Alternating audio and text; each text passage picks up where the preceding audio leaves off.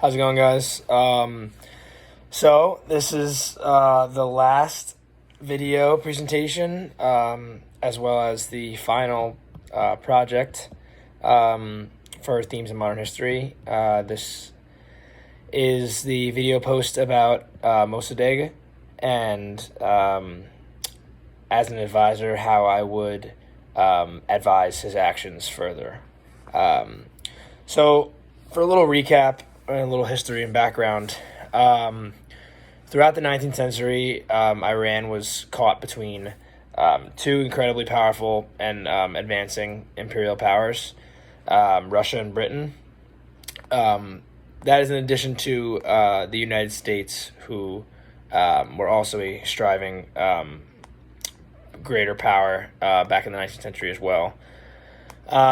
These countries were not afraid in the slightest to come after the economy of the Iranians, as they feel they held the upper hand at the time, of course, given their economical and financial standings. During the mid-1900s, specifically, Iran dealt with a period of time in which they struggled to find this balance in their government. Iran had a significant amount of trouble trying to solidify a true identity for their country slash state or Islamic State. A few different people of power certainly made their mark on the developmental aspects of Iran as a whole. In 1925, the parliament or council, known as, having trouble pronouncing it, Majlis or Majlis, made the executive decision to remove a man named Ahmad Shah Kahar from the throne, only because of the Reza Khan's influential idealisms. That it was that he was able to help persuade the parliament to pull the trigger on someone as powerful as he was. After the removal, Reza Khan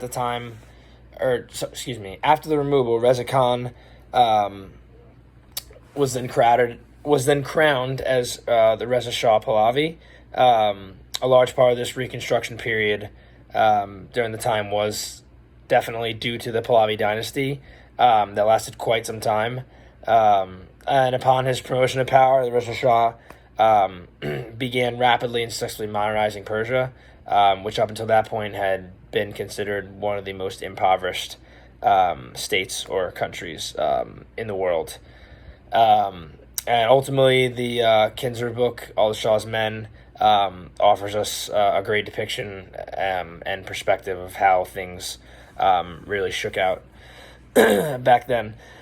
So one big point that I want to make was during his rule, Reza Shah was not shy in asserting his dominance against any other individual or country who opposed his policies, basically.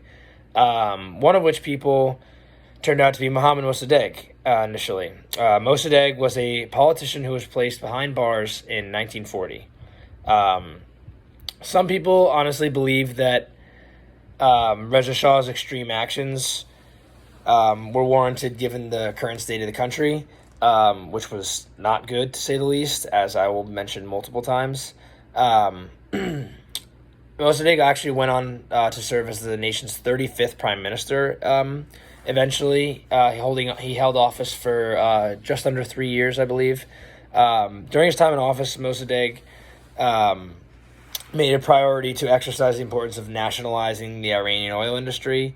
As everyone knows in this class, as we've read about it, back in 1933, I believe the year was, it was 1933, Reza Shah actually signed away the rights, the oil rights for Iran in their own country, so Britain and the United States had a good grasp on them. The only problem being that the British technically had ownership of these lands, considering they were built by themselves, just on Persian soil, since the Anglo-Persian Oil Company back in 1913. So yeah, that was definitely a very hard battle to win, as they both had a lot of stake in that, as Iran was holding their property on their in their territory, at the same time, it was Britain's property by definition. So definitely controversial there. That took a while to win over. But if I had the luxury of being an advisor to Mohammad Mossadegh, I would have a few pointers that I'd feel out would be crucial to know when making a deal with two of the world's greater powers. So in 1953, towards the end of Mossadegh's reign, the United States and Britain joined forces to conduct a coup d'etat in order to run Mossadegh out of office, actually. This was in efforts to strengthen the monarchical rule of Reza Shah Pahlavi. In 1951, a near unanimous vote was approved by the Iranian government to follow through with the oil nationalization agreement. Initially, the country praised Mossadegh for taking initiative of an ongoing issue in the country that they've been battling for years. Citizens of Iran were definitely hopeful that this nationalization of their oil would bring them a great deal of wealth as well, presumably so, as it was one of the most dominant industries back in the day. As an advisor of his, I don't think it's out of boundary to say that trying to negotiate a compromise with Britain and the U.S.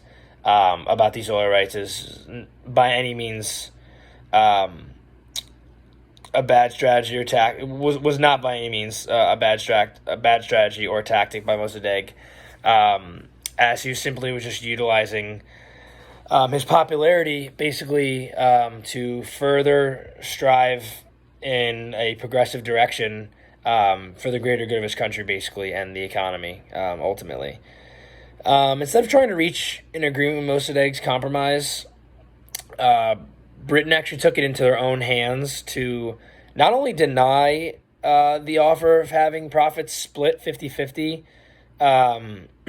but at the same time, British also took initiative to make even more of an effort to overthrow the Iranian government and disrupt their economy by actually blocking their ports so that they could get nothing in or out of the country. Literally, even if they wanted to, they could show up and simply be denied right at the dock.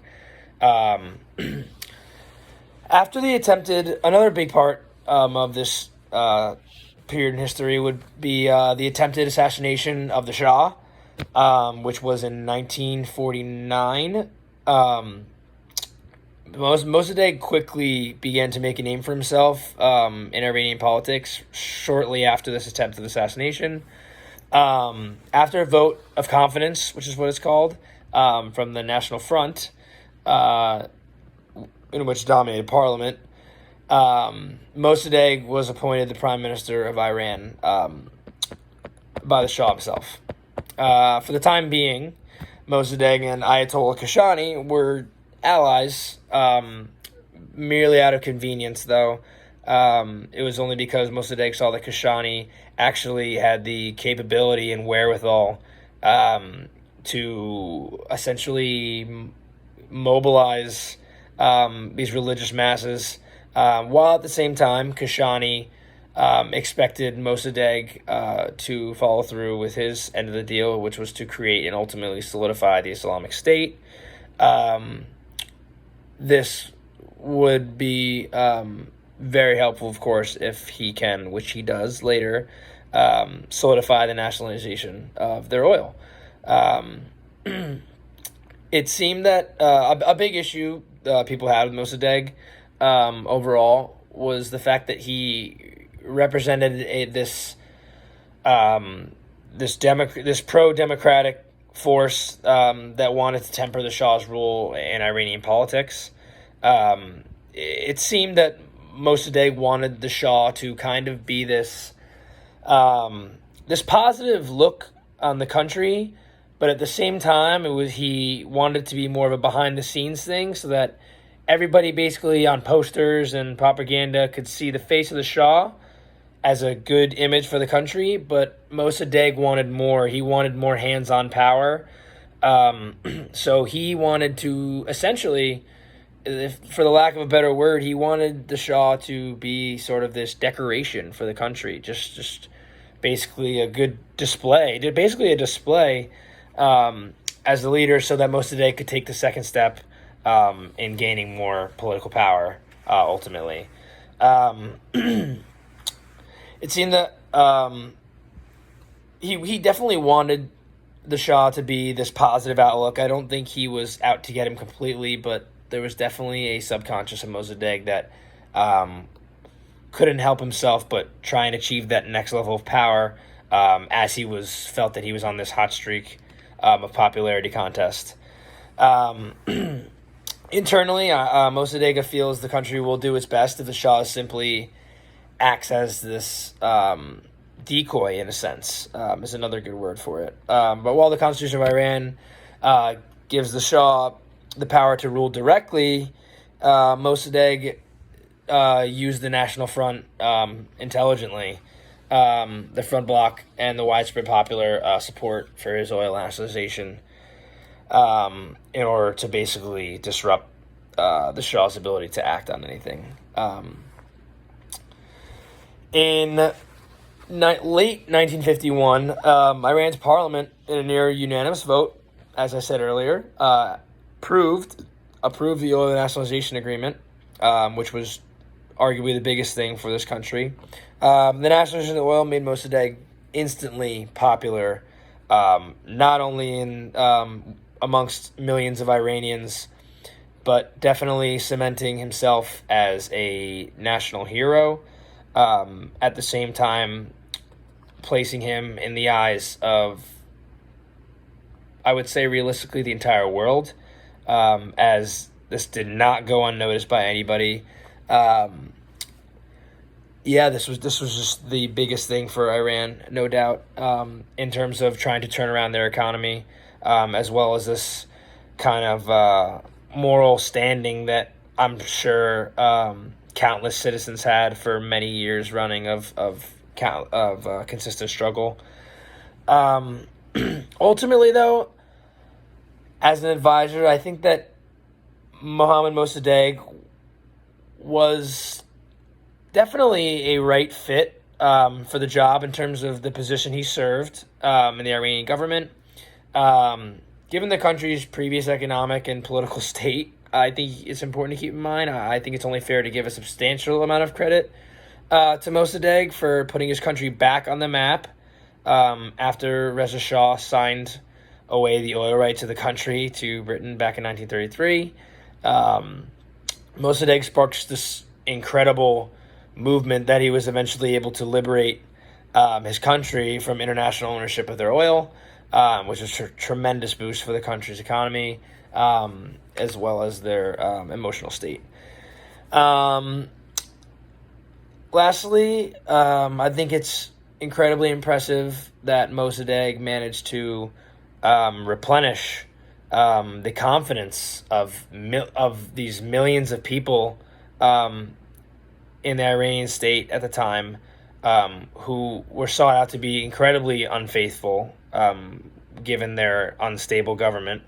But I truly believe that he made them feel that their country meant something again, and it was big enough to fight for as an individual. I mean, he really did fight for that intensely as an individual, and as his advisor, I can only help but think that he had a large portion to do with the turnaround completely of the state of Iran.